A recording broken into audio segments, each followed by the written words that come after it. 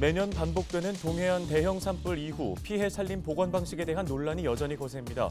인공조림이 효과적이라는 주장과 산불 재발을 막기 위해 자연 보건 방식 확대가 절실하다는 의견이 팽팽하게 맞서고 있습니다. 심층 보도합니다. 정부 정책으로 교사 수가 줄고 있는 가운데 도심 지역 중학교의 경우 학생 수는 많지만 교사가 부족해 과밀학급으로 인해 수업의 질적 저하가 우려되고 있다는 지적이 나옵니다. 동해시가 지난 5일부터 개최한 2023 동해안 크랩킹 페스타에 12만 명이 넘는 관광객이 몰린 것으로 집계됐습니다. 시중가보다 저렴한 대게 판매장에는 평균 1시간이 넘는 대기 줄이 이어졌습니다. 삼척시 남양동의 한 건설 현장에서 타워 크레인 일부가 무너지는 사고가 발생했습니다. 관련 소식 전해드립니다.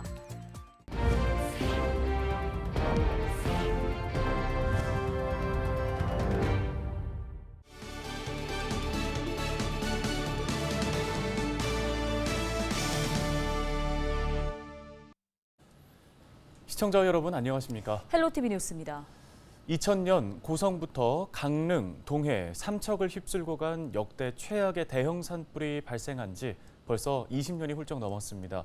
잿더미로 변했던 현장은 서서히 제 모습을 찾아가고 있는데요. 네, 하지만 해마다 반복되는 산불 피해에 대한 복구 방식을 놓고선 인공조림과 자연 복원에 대한 주장이 여전히 팽팽히 맞서고 있습니다. 최성식 기자가 전해드립니다. 산 전체를 뒤덮은 울창한 숲이 해안까지 펼쳐집니다. 지난 2000년 대형 산불로 잿더미가 됐던 산림이 20여 년 뒤 서서히 제 모습을 되찾고 있는 겁니다. 숲 사이로 난 작은 길을 경계로 인공 조림한 숲은 진녹색으로 자연 그대로 복원된 반대쪽은 연녹빛으로 대조를 이룹니다. 네, 이곳은 산불 피해지 조림 복원지입니다. 보시는 것처럼 12m 이상 높게 자란 소나무들이 빽빽히 들어차 있습니다. 자, 반대쪽을 보겠습니다. 네, 이곳은 자연 복원지인데요. 이처럼 5m 내외로 자란 신갈나무와 굴참나무가 어느새 숲을 이루고 있습니다. 자연 복원지는 두 차례에 걸쳐 100헥타르 규모로, 인공 복원지는 50헥타르가량 조성됐는데 산불 이후 생태 변화를 연구하기 위해 우리나라에서 처음 만들어진 시험지입니다. 산림청과 국립산림과학원은 또 인근에 내화 수림대 연구지를 만들어 산불 확산을 막는 시험 연구도 진행하고 있습니다. 2000년 고성과 동시에 산불이 났던 강릉시 사천면 일대. 산림 1440헥타르 이상이 불에 탔는데 어느새 울창한 숲을 이루고 있습니다. 그때 당시는 뭐 복원이 되지 한 100년이 걸린다고 했는데 지금 봐서는 한 20년 자란 이 나무로 봐서는 빨리 자라는 셈입니다. 하지만 대부분 모래질 성분으로 토양이 척박하다 보니 조림된 나무들은 성장 속도가 다른 곳보다 느린 상황입니다. 대형 산불이 발생한 지 20년이 지나면서 조림된 소나무들은 이처럼 3, 4m 크기로 자라났습니다. 그런데 조림 복원지 내에는 5m 이상 높게 자란 화렵수들도 곳곳에서 눈에 띕니다. 국립산림과학원이 지난 3일 이 같은 동해안 대형 산불 피해지를 대상으로 한 연구 결과를 발표했습니다. 조림 1년 뒤 소나무의 생존율은 평균 89%로 화렵수보다 월등히 높았는데 산불 피해지와 같은 곳에서는 소나무가 잘 자란다는 것을 의미한다고 산림청은 설명했습니다. 동해안 지역의 토양은 대체로 척박하고 산불 피해지는 양분이 저장된 표토가 불에 타서 더욱 척박한 상태가 됩니다. 이런 곳에서도 자라는 나무가 소나무입니다. 하지만 일부 전문가들은 산불 피해지의 나무를 모두 베어내면 토양에 남아있는 양분이 빗물에 씻겨 내려가 어린 나무를 심더라도 살 수 없는 환경이 만들어진다고 반박합니다. 그런 상황을 만들어 놓고 소나무를 심고 화렵수를 심으니 양분이 필요한 화렵수는 자랄 수가 없죠. 그러니까 소나무 척박한 곳에 자라는 소나무만 자라는 거예요. 그러니까 생존율이 소나무가 높다. 이거는 화렵수가 자라지 못하는 환경을 만들어 놓고 시작을 했는데 어떻게 그게 말이 되냐 이거죠. 국립산림과학원은 생태 여건과 경제적 가치 등을 고려해 소나무 위주로 조림하되 산불 확산을 막기 위해 주요 시설 주변에는 불에 잘 견디는 화렵수림을 조성하는 것이 필요하다는 입장입니다. 반면 산불이 난 곳을 민둥산으로 만든 뒤 조림 작업을 하면 예상만 낭비하게 된다며 대형 산불의 재발을 막기 위해서는 자연 복원 방식을 대폭 확대해야 한다는 목소리도 높습니다. 헬로티비 뉴스 최성식입니다. 다음 소식입니다. 학생들이 없어서 폐교 위기에 처한 농어촌 지역의 학교 문제 전해드린 바 있습니다. 하지만 도심 지역 학교에서는 정반대의 현상이 벌어지고 있는데요. 네, 한반에 약 30여 명이 앉는 교실. 춘천과 원주 등 도심 지역 학교 중에 절반 이상이 이런 과밀 학교인 것으로 나타났습니다. 수업이 제대로 될 수 있을지 우려의 목소리가 높습니다. 정승환 기자입니다. 교실에 빈자리가 보이지 않습니다. 이 교실의 학생 수는 29명. 과밀학급 기준인 28명보다 1명 더 많습니다. 춘천의 한 중학교 교실입니다. 이곳의 책상 수는 29개. 이곳 역시 과밀학급입니다. 도심 지역에 가까울수록 과밀 현상은 심해집니다. 강원도 내 과밀학교 수는 모두 57개. 이 중 절반 이상인 38개 학교가 춘천과 원주, 강릉 3개 지역에 집중돼 있을 정도입니다. 설상가상 교사 수가 절대적으로 부족한 상황. 교사 1명이 학생 30여 명을 지도해야 할 정도입니다. 교육의 질을 걱정하는 목소리가 높습니다. 이제 제가 맞벌이 부부다 보니까 할애하는 시간이 적어서 선생님께 의존하는 경우가 많은데요. 학생 수가 많다 보면은 아이들 1대1 지도가 어려우니까 내 아이가 어떤 부분에 이제 흥미가 있고 관심이 있고 이제 그런 부분을 세밀하게 이제 알 수가 없어서 그런 부분에 대해서 조금 걱정이 많이 되고 지금 당장 뾰족한 대안은 보이지 않습니다. 학생들을 수용할 교실을 늘리거나 학생 수를 감당할 만큼 교사 수를 늘리는 게 방법인데 자원은 한정적입니다. 중등 교원이 작년에 260명 정도 감원이 됐어요. 그래서 그 교원 수급이 여의치가 않기 때문에 그렇기 때문에 여건을 다 검토를 해서 7명 불가능하고 28명 가능하다로 결론을 내린 거예요. 강원도 교육청은 2022학년도에 이어 2023학년도에도 중학교 학급 편성 기준을 28명으로 확정했습니다.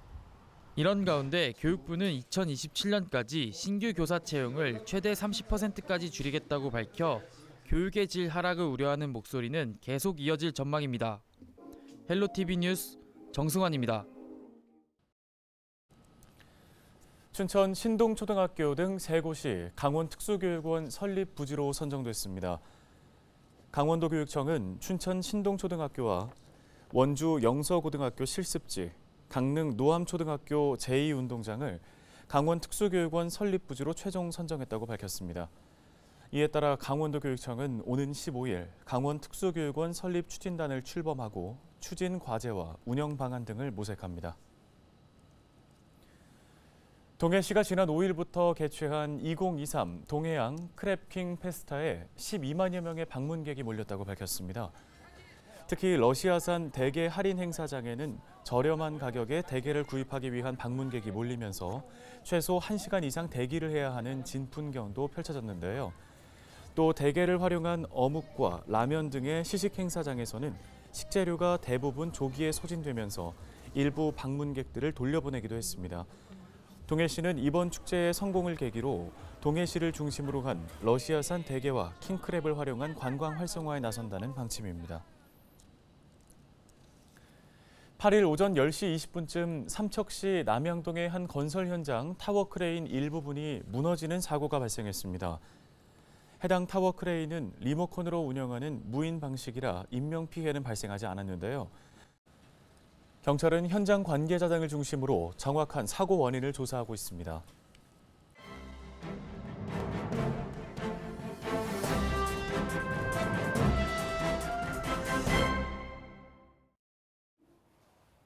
강원일보 8일자 기사입니다. 트램 타고 강원도청 신청사 오갈까, 관건은 국비 확보라는 기사인데요. 춘천시 퇴계동 도심과 동래면 다원지구, 도청 신청사를 연결할 트램 건설이 논의되고 있습니다. 노면 전차라고 불리는 트램이 출퇴근 공무원을 비롯해 하루 수천 명에 발휘될 새로운 도심 교통수단이 될지 주목되는데요. 자세한 내용 보시죠. 춘천시와 강원연구원에 따르면요, 강원도가 강원도 도시철도망 도입 구상 및 경제성 검토 용역을 진행 중입니다. 타 지역도 관심을 보이고 있는데 춘천시는 2개 안을 구상하고 있습니다. 아직 계획 단계지만 경제성 면에서는 도청 신청사를 오가는 안에 무게가 쏠리고 있는데요. 관광보다는 교통 기능에 초점이 맞춰지면 트램 설치 예산의 60%까지 국비 지원을 받을 수 있어서입니다. 트램 건설비는 1km당 200억 원이 소요돼 1,000억 원 이상의 사업비가 들 것으로 보여서 국비 확보가 필수적인 상황입니다. 이 밖에도 사업 현실화를 위해선 해결해야 할 과제가 많은데요. 춘천시는 기존 도로 대신 트램을 놓게 되면 차량 교통체증이 심화될 수 있음을 우려하고 있고요. 그래서 시는 열차가 통과하지 않을 땐 차량 통행이 가능하도록 설계를 건의했습니다. 또 시민들이 트램을 타게 되면 기존 대중교통이 운영난을 겪게 될 수도 있다는 우려도 나오고 있는 상황이라 트램 운영이 확정되면 앞으로 어떻게 운영할지에 대한 고민이 중요해 보입니다. 다음은 강원도민일보 8일자 기사입니다. 일자리도 초고령화. 강원 취업자 30% 고령층이라는 기사인데요. 강원도 60세 이상 고령층 취업자가 10년 만에 2배 이상 증가했는데 여기에 저출산까지 겹쳐 젊은 층은 줄어들면서 도내 취업자 10명 중 3명은 고령층인 것으로 나타났습니다. 어떤 내용인지 보실까요? 지난 3월 강원도 60세 이상 취업자는 25만 5천 명으로 지난해 같은 달에 비해 9.7% 증가했습니다. 2030 세대 청년층 취업자보다 4만 9천 명 더 많았는데요.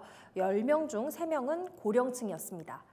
이처럼 강원도의 높은 고령화 수준 때문에 지역 경제의 성장성은 낮아지고 재정 부담은 커질 것으로 전망되고 있는데 문제는 강원도의 젊은 연령층이 선호하는 일자리가 부족해 수도권 등으로 인구 유출도 지속되고 있다는 점입니다. 이에 한국은행 강원본부는요, 청년은 줄고 노인층이 많아지면 세수는 감소하고 노인복지 관련 지출은 증가할 수 있다고 진단했고요. 고령화 원인과 고령 친화 산업의 경제적 효과 등을 감안해 정책 과제를 추진해야 한다라고 말했습니다. 지금까지 신문 브리핑이었습니다.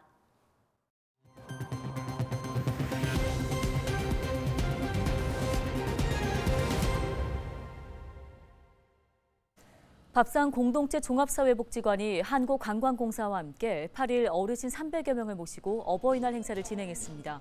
이날 행사는 카네이션 전달, 즉석 사진 촬영, 밥상 가요제 등으로 구성됐는데요. 특히 어르신들은 나에게 쓰는 한마디라는 행사를 통해 스스로에게 격려와 응원의 메시지를 보냈습니다. 이제 앞으로는 나이도 먹어서 첫째 건강하게 살았으면 좋겠고 자식이나 사회에 좀 부담이 되지 않게 건강하게 사는 것 첫째로 생각합니다. 허기보 밥상 공동체 종합사회복지관장은 이 행사가 어르신들에게 조금이나마 위로와 기쁨이 되기를 바란다고 말했습니다. 강릉시가 올해 1회 추경 예산안을 당초 예산보다 17% 늘어난 1조 7,091억 원을 편성해 시의회에 제출했다고 밝혔습니다.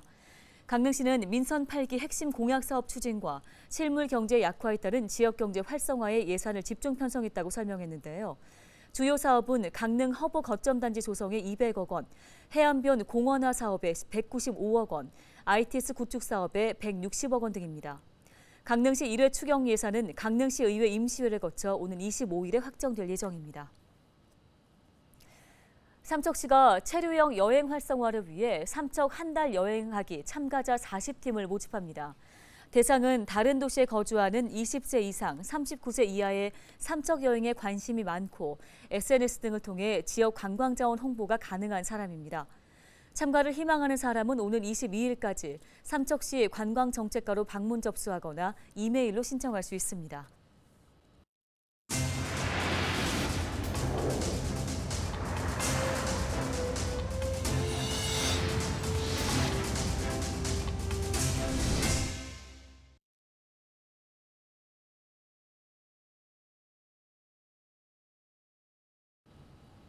오늘 저희가 준비한 소식은 여기까지입니다. 네, 시청해주신 여러분 고맙습니다.